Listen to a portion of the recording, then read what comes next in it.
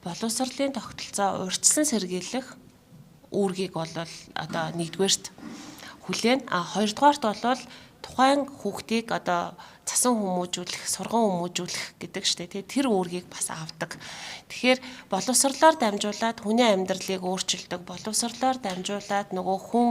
өөрийнхөө эрхэм чанарыг таньж мэддэг, бусад хүмүүстэй хамтарч амьдрах, бусад хүмүүсийн ялгаатай байдлыг ойлгох, тэгээ бусад хүмүүсийг хүндлэх,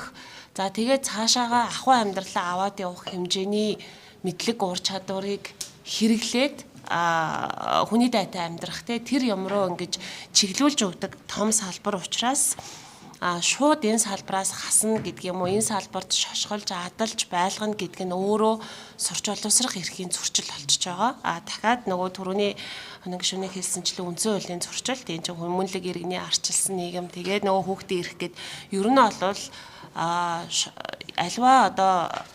тогтолцоонд тухайн хүнийг шошголно гэдг нь эргээд нөгөө тэр хүнийг амьдрах аргагүй болгоно л гэсэн үг байдаг.